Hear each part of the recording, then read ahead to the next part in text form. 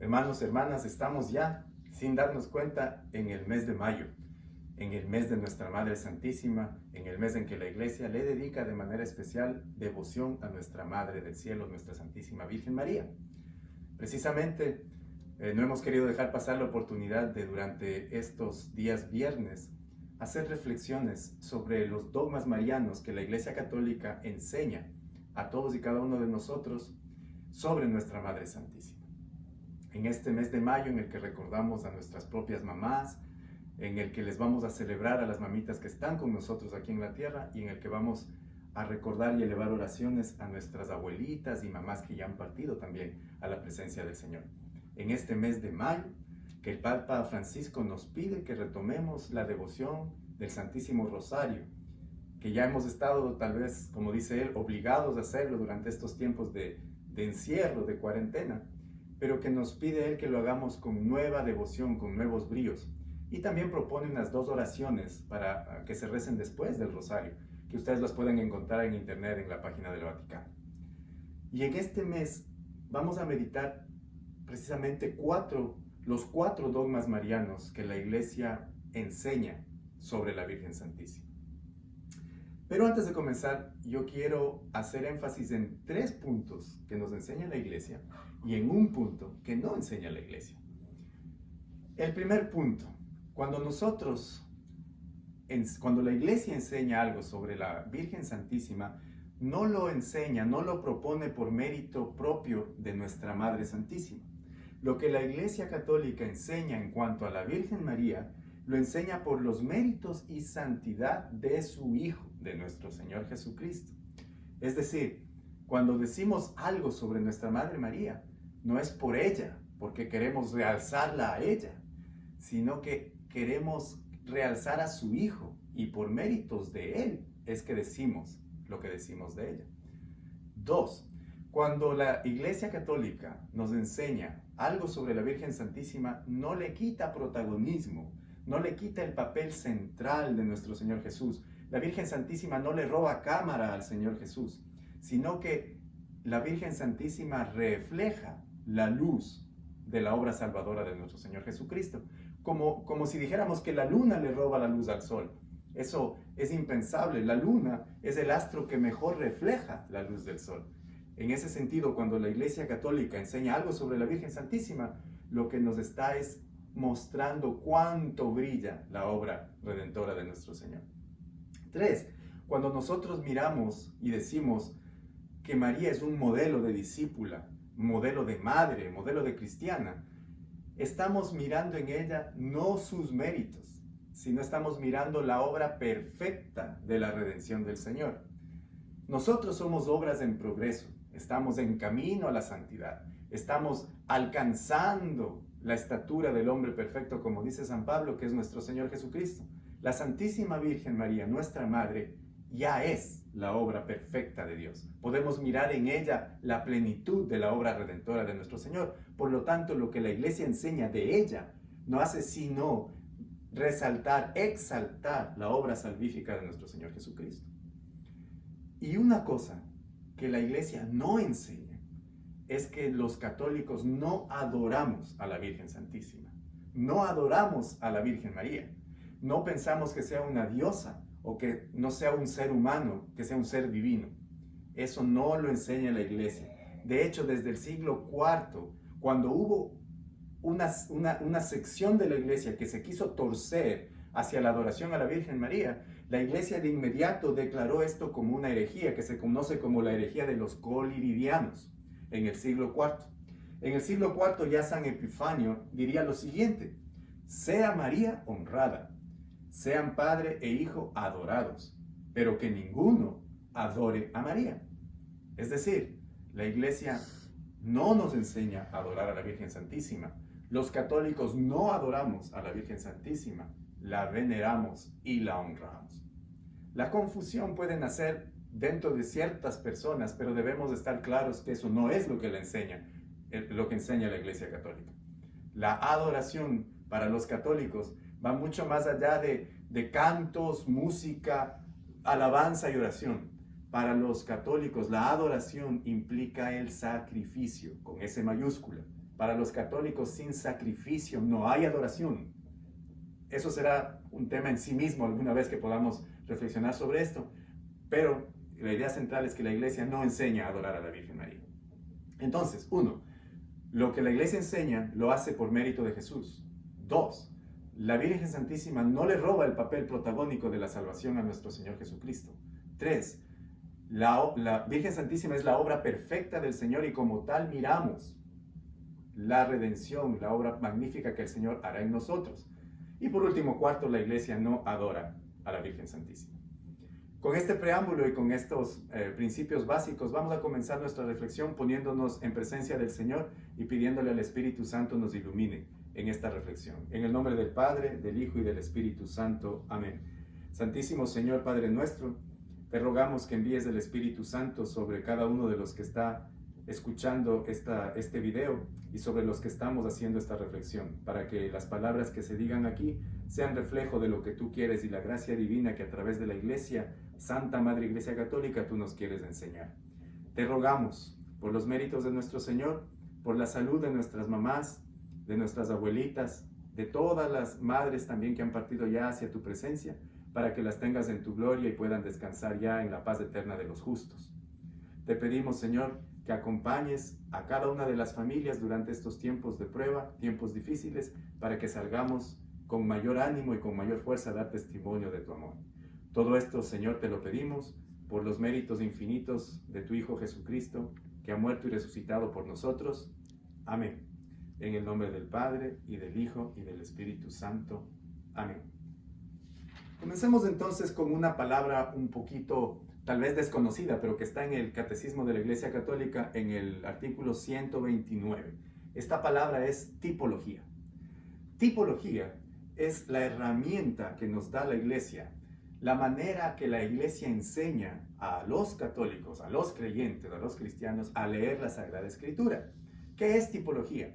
Tipología es leer la Sagrada Escritura en su contexto, mirando cómo el Antiguo Testamento se revela y llega a su plenitud en el Nuevo, y mirando cómo el Nuevo Testamento está escondido en el Antiguo, en prefiguras, en sombras que anuncian lo que será perfecto y completo con la venida de nuestro Señor Jesús.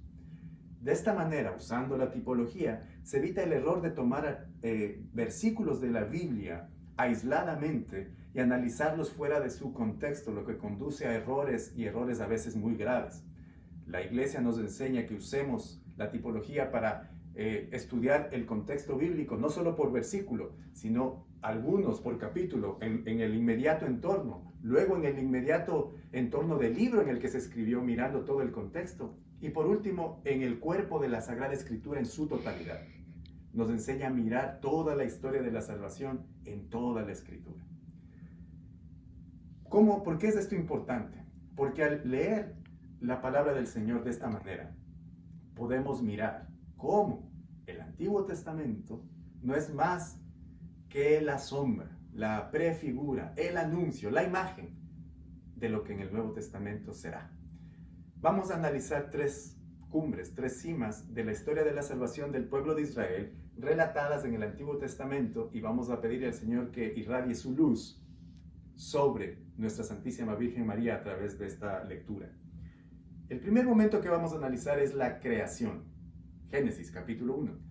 Luego analizaremos el segundo momento, que es el éxodo, la salida del pueblo de Israel hacia la libertad de Egipto. Y el tercero va a ser la fundación del reino davídico, del reino del rey David, y cómo su hijo, el hijo de David, Salomón, es elegido para fabricar, para construir el templo de Israel, el templo de Jerusalén. Comencemos entonces por la creación primeramente. Dice San Pablo en la primera carta a los Corintios, en el capítulo 15, en el versículo 21, va a decir lo siguiente: un hombre trajo la muerte, y un hombre también trae la resurrección de los muertos. Todos mueren por estar incluidos en Adán, y todos también recibirán la vida en Cristo. Palabra de Dios, te alabamos, Señor. Aquí San Pablo nos está mostrando cómo el Señor Jesucristo es el nuevo Adán.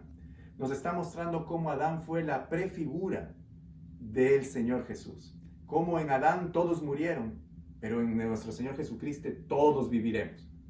Vamos a irnos al primer capítulo del libro del Génesis, que yo estoy seguro todos estamos bastante familiarizados con él, pero lo vamos a leer a la luz de esta técnica, de esta herramienta poderosa que la iglesia nos da, que es la tipología.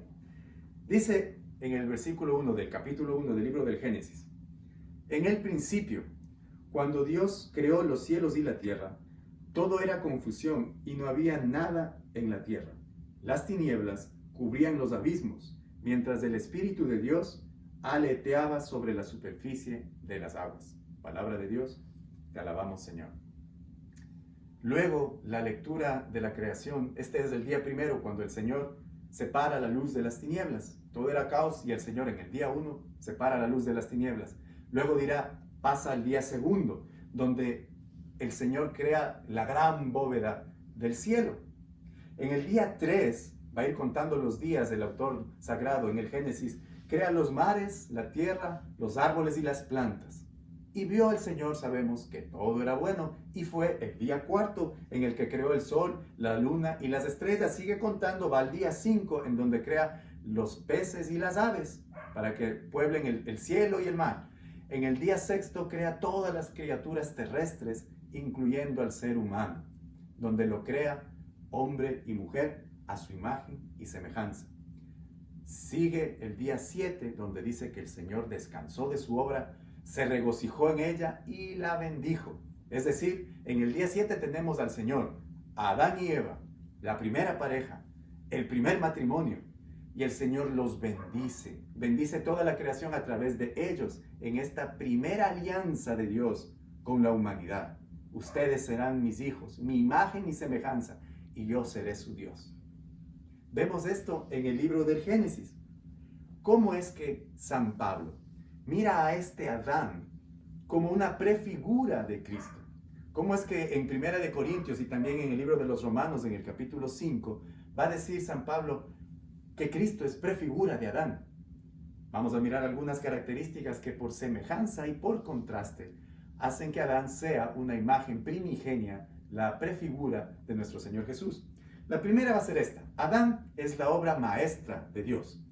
En el día 6, cuando ha hecho todo, cuando todo está listo, le ha preparado un mundo, un universo entero al ser humano, entonces entra en escena esta creación, la obra maestra del Señor, lo último que hace el ser humano, su imagen y semejanza. De igual manera, nuestro Señor Jesús, imagen del Dios vivo. Dirá el Señor en San Mateo, en San Juan, en el capítulo 14, dirá: quien me ha visto a mí, ha visto al Padre. Él es, nuestro Señor Jesús, la obra perfecta e imagen del Padre. También Adán es declarado y puesto en el jardín del Edén como el rey del universo. Se le dio poder sobre toda criatura, sobre las cosas de la tierra. De igual manera, el Señor en el libro de San Mateo, en el capítulo 28, nos dirá: todo poder se me ha dado sobre el cielo y sobre la tierra. El Señor Jesús es el Rey. Por lo tanto, Adán era una figura del verdadero Rey y eterno Rey, que es nuestro Señor Jesús.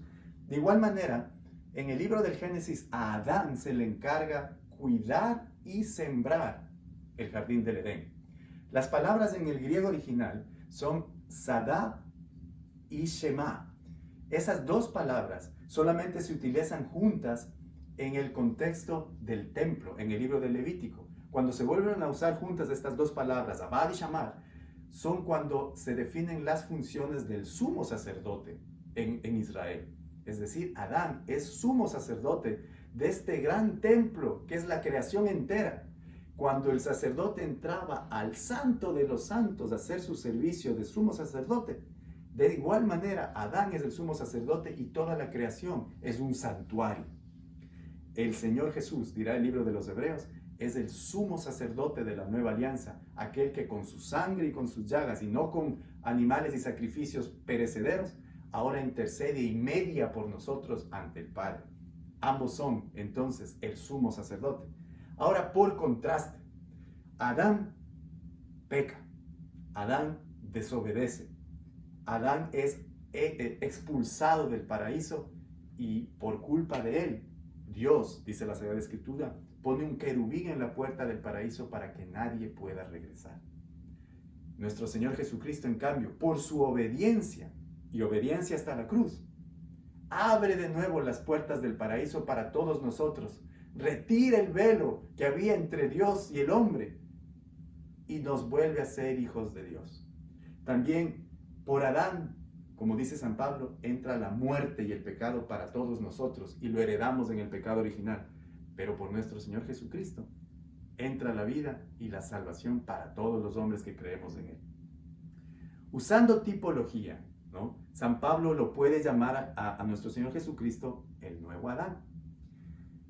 Vamos a mirar brevemente el relato de la caída que está en Génesis 3. Dice la Sagrada Escritura, solamente lo voy a resumir por cuestión de tiempo. Dice que la serpiente era el animal más astuto y estaba por ahí andando en el jardín del Edén. Y encuentra a la mujer, encuentra a Eva y le dice que por qué Dios le prohibió comer de todos los árboles que había en el jardín, lo cual era una mentira, porque la prohibición era solamente no comer de un árbol. Eva comienza a conversar y luego mira que el árbol en realidad es apetitoso y le cree a la serpiente que le dice que no se va a morir y come. Y luego irá a decirle a Adán que coma con ella. Luego el Señor, Dios, Padre, los va a encontrar y les va a decir qué ha hecho, qué han hecho. Entonces Adán de inmediato va a culpar a la mujer. Es ella la que tiene la culpa. Qué raro que solamente unos capítulos antes, unos pocos versículos atrás, cuando él vio a la mujer, dijo, esta es mujer, hueso de mis huesos, carne de mi carne. Apliquemos entonces la tipología para encontrar qué es lo que estamos mirando y cómo nos puede dar la luz sobre lo que vamos a analizar ahora de los misterios marianos. Vamos a leer el Evangelio según San Juan, en el capítulo 1. Va a decir lo siguiente. Dice, en el principio, comenzando San Juan con las mismas palabras que comenzó el Génesis, en el principio era el Verbo, y el Verbo estaba ante Dios, y el Verbo era Dios, que estaba ante Dios desde el principio. Palabra de Dios, te alabamos, Señor. Juan comienza su evangelio de la misma manera que el Génesis, en el principio. Luego en los versículos siguientes va a hablar de luz y de tinieblas, cómo la luz no pudo ser vencida por las tinieblas, cómo la luz es Cristo. Luego va a seguir, y aquí es donde queremos hacer una reflexión muy, muy detallada, porque a partir del versículo 19 comienza un relato. Dice en el versículo 19 que Juan el Bautista estaba en el desierto preparando su misión, preparando la venida del Mesías. Y es interrogado por los doctores de la ley. Le hacen preguntas que si es Elías, que quién es él, que con qué autoridad está haciendo estas cosas. Cuenta el Evangelio las respuestas de Juan. Luego, en el versículo 29, vemos esta frase que es muy significativa. Dice, al día siguiente. Y nos cuenta que al día siguiente llega nuestro Señor Jesús para ser bautizado. Todos conocemos bien la escena, el bautismo del Señor, el Espíritu Santo descendiendo del cielo y anunciando que Él es el Hijo tan amado. Luego, en el versículo 35, se vuelve a ver otra vez, al día siguiente. Y en esta parte del Evangelio según San Juan se encuentra nuestro Señor con sus dos primeros discípulos. Uno de ellos es Andrés. Y después encuentra a Pedro. ¿Sí? Luego en el versículo 43 nuevamente va a decir, al día siguiente. Y entonces nos empieza a contar cómo encuentra más discípulos del Señor. Y luego en el capítulo 2, versículo 1 nos dice 3 días más tarde y nos lleva a las bodas de Canaán. ¿Qué está sucediendo aquí si vemos esto en relación con el Génesis? En el libro del Génesis habíamos mirado cómo decía día 1, día 2, día 3. El libro del Génesis va contando hasta que llega a la plenitud de la creación en el día 7, cuando el Señor bendice este matrimonio, esta primera alianza con Adán y Eva. ¿Qué está haciendo San Juan en su libro? Él empieza en el capítulo 19 y en el capítulo 29 dice al día siguiente, es decir, nos lleva al día 2. Luego en el versículo 35 vuelve a decir al día siguiente, llevándonos al día 3.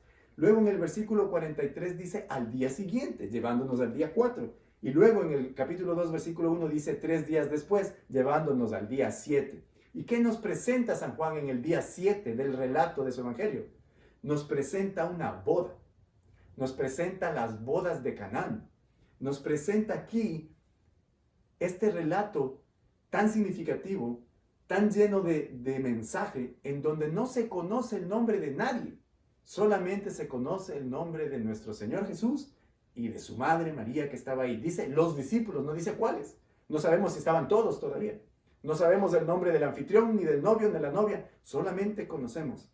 Están ahí nuestro Señor Jesús y la Virgen Santísima. Juan nos está llevando al mismo inicio del Génesis. En el Génesis, la antigua alianza. En Juan, la nueva alianza. En el Génesis, la antigua creación. En el libro de Juan, la nueva creación. En el Génesis, el antiguo Adán. En el libro de Juan, el nuevo Adán que San Pablo reconocerá más tarde en primera carta a los Corintios. ¿Qué nos falta? Parece ser que en Génesis está claramente identificada la otra persona que está ahí en el jardín del Edén. Eva, la mujer. Aquella que Adán había dicho, esta es mujer, hueso de mis huesos. ¿Qué otro personaje vemos en las bodas de Canaán? A la Virgen Santísima, la Madre de Jesús. Y precisamente cuando la Madre de Jesús, dice la Sagrada Escritura, se acerca a donde Jesús y le dice, les falta vino, porque a los invitados a la boda se les había acabado el vino. Dice el Señor, Jesús le responde, ¿qué quieres de mí, mujer? Mujer. Muchos ven en esto una falta de respeto del Señor hacia su madre. De ninguna manera. Lo que está queriendo decirnos Juan el Evangelista aquí es que aquí está presente la nueva Eva, mujer. Estamos en el día 7 de la nueva creación, del inicio de todo, nuevo, renovado, donde está el nuevo Adán, de la nueva alianza. Está ahí la nueva Eva, en la presencia de la Virgen Santísima, donde le dice mujer, igual que en Génesis se había dicho mujer, esta es hueso de mis huesos y sangre de mi sangre. ¿Qué implica esto? Esto es lo que nos hace ver la Santa Madre Iglesia a través de la tipología. ¿Qué implica que nuestra Madre Santísima sea la nueva Eva? Vamos a mirar algunas características que por semejanza y por contraste van a comparar a nuestra Madre Santísima con Eva, nuestra primera madre. Eva, según el relato del Génesis, es concebida, igual que Adán, en gracia, sin pecado original, libre de mancha. Después, ellos caerán por su propia voluntad, pero en un principio son imagen y semejanza de Dios, hijos de Dios, reflejo de lo que es Dios, un reflejo de su luz. Eva y Adán son creados sin pecado original. De la misma manera, no cabe duda, el nuevo Adán, nuestro Señor Jesús, nunca conoció pecado ni pecado original de ninguna manera. La nueva Eva, la Virgen Santísima, necesariamente tiene que haber sido creada sin pecado original, porque si la vieja Eva tenía esta característica, la nueva, en la nueva alianza, donde la plenitud ha llegado, debe tenerla. Nuestra Madre Santísima, la nueva Eva, es creada, por lo tanto, sin pecado original. Eva es la madre de toda la raza humana. En ella nos encontramos todos con nuestra madre, la primera madre, con nuestro primer padre Adán. Nuestra Madre Santísima es la madre de todos. Y hay que tener en cuenta esto, de todos, no solo de los creyentes, no solo de los católicos, ni solo de los cristianos, de todos. Nosotros, los seres humanos, tenemos una madre en el cielo. La nueva Eva es la madre de todos los creyentes, de todos los seres humanos. Eva, por contraste con la Virgen Santísima, colabora en la caída de Adán. Eva sugiere a Adán que caiga. Eva le da un empujoncito último a Adán para que caiga. Colabora con él en la caída. Por contraste, la nueva Eva colabora con el Señor en la redención. ¿Cuándo? Cuando habla con el ángel y le dice, hágase en mí según tu palabra. Cuando le da su aceptación total y completa, sin ninguna limitación y reserva, hágase en mí según tu palabra. Colabora con la obra salvífica del Señor por su propia voluntad. No podía ser forzada. Como dirá San Agustín, la palabra ya se había encarnado en su corazón antes de en su vientre. Ella había sido creada perfecta, inmaculada. Es un concepto que en consecuencia directa lo dice ya San Agustín. Ella fue creada, y también los padres de la iglesia, Justín Martín, San Policarpio, todos ellos ya reflexionan esto al principio del cristianismo. No es nada nuevo, solo que la iglesia lo define formalmente en el siglo XIX, pero no es nada nuevo, no se ha descubierto nada, ya la iglesia lo conocía y está escrito en la Sagrada Escritura si la leemos a la luz del contexto, no buscando párrafos, no buscando hechos concretos para sacarlos de ahí, sino mirando todo el contexto y cómo necesariamente la Virgen Santísima es la nueva Eva. ¿Por su propio mérito? Por supuesto que no. No ha sido creada sin pecado original, inmaculada, por su propio mérito. Ella también ha sido salvada, nuestra Madre Santísima también ha sido redimida por su Hijo. Vamos a poner un ejemplo. Digamos que hay un agujero lleno de lodo, en el que vamos caminando y todos nos vamos cayendo. Caemos y nos manchamos de lodo. Luego alguien viene y nos saca del agujero, nos salva del agujero, nos pone a un lado y con el agua del bautismo nos limpia. Y quedamos limpios y seguimos nuestro caminar. Digamos que hay una persona especial que sin dejarle que caiga en el agujero, se le retiene antes de que llegue al agujero y se le hace pasar por un ladito sin que se manche. ¿Acaso no ha sido salvada? Por supuesto. Es salvada de manera diferente, es salvada de manera extraordinaria, de una manera especial. Eso es lo que ha hecho el Señor Jesucristo con su madre. La ha salvado de una manera diferente, de una manera especial, de una manera primordial, no por su mérito, sino por los méritos de Él. Porque pensemos, ¿cuál es la consecuencia de que la Virgen Santísima no hubiese sido concebida sin pecado original? Es decir, que hubiese sido concebida con mancha, con mácula, fuera de la gracia, como todos nosotros. Eso hubiese significado que nuestro Señor Jesucristo hubiese tomado su parte humana, porque hay que recordar, concepto básico del cristianismo, que nuestro Señor Jesús es Dios y hombre verdadero, no mitad hombre y mitad Dios, no dos mitades que se juntan, no dos mitades que se mezclan como el agua y el azúcar, no, completamente hombre y completamente Dios en lo que se llama la unión hipostática.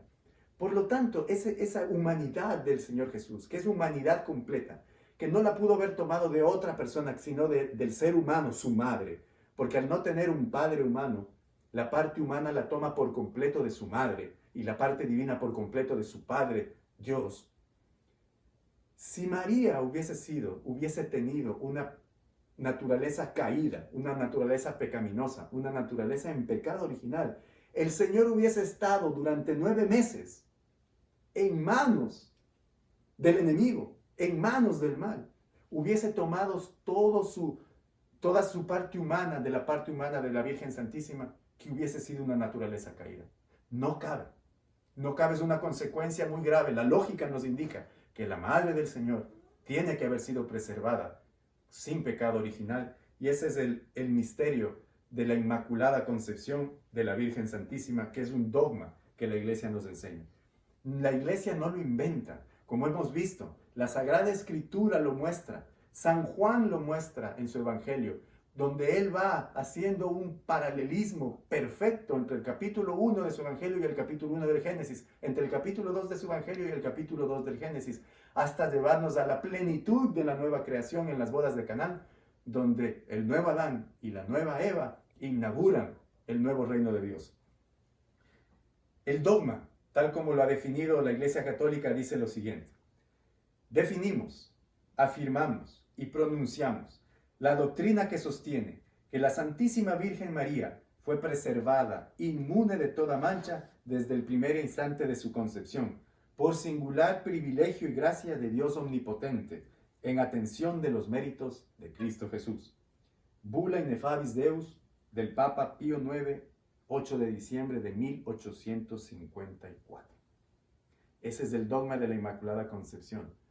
A veces los católicos lo confundimos y pensamos que es la Inmaculada Concepción del Señor. No, Esta es la Inmaculada Concepción de la Virgen Santísima. Ella, nuestra Madre Santa, por mérito de nuestro Señor Jesucristo, porque la naturaleza humana del Señor así lo requería y porque es la nueva Eva de la nueva alianza, ha sido preservada del pecado original y, como lo dijo el ángel, llena de gracia es.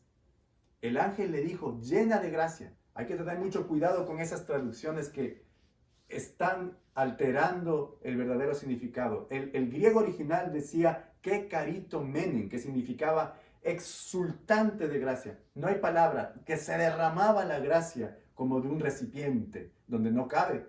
Eso significaba, que carito menen, llena de gracia, no favorecida de Dios, no favorecida entre las mujeres, llena de gracia. Significaba que esa mujer que estaba ahí diciéndole sí al ángel había sido concebida en la gracia de Dios sin pecado original. Por último, nuestra Madre Santísima en las bodas de Caná, como discípulo ejemplar, siempre atento a lo que dice el Señor Jesús, su Hijo, su Dios, su Señor. Les dice a los invitados a la boda cuando se entera de que se les había acabado el vino. Les lleva hacia Jesús. Tal vez en estos tiempos de prueba, nuestras familias, tal vez hemos perdido trabajos, tal vez hemos perdido ingreso, tal vez hemos perdido la salud. Tal vez nuestro matrimonio en este mismo momento esté debilitado, esté pasando por una crisis, tal vez nuestra empresa quebró, tal vez no vemos claro el futuro, no vemos claro qué va a pasar. Se nos ha acabado el vino, se nos acabó el vino para seguir la celebración. En las bodas de Caná hay una lección. Acerquémonos a la Virgen Santísima y digámosle, Madre Santa, se ha acabado el vino, nuestras tinajas están vacías. Por favor, intercede por nosotros ante tu Hijo el Señor para que nos ayude. La Madre Santísima, como lo hizo en las bodas de Caná, lo que va a hacer es llevarnos a los pies del Señor. Va a presentarnos ante Él. Le va a decir, Señor, se les acabó el vino. Y el Señor le va a decir, ¿dónde están? Y ella nos va a dejar a los pies de su Hijo, como lo hizo con los invitados a las bodas de Caná. Y entonces el Señor va a tomar nuestra agua, lo poco que tenemos, lo simple que tenemos, y ahí donde estamos, y va a hacer un milagro, y va a convertir otra vez esa agua en vino, esa agua en el vino nuevo de la fe renovada, en esa agua de la esperanza y ese vino de la fe. Vamos a, en este mes de mayo, caminar hacia nuestro Señor Jesucristo a través de nuestra Santísima Virgen, la Inmaculada Virgen María. Que el Señor nos ayude a que podamos cumplir este reto. Amén. Amén.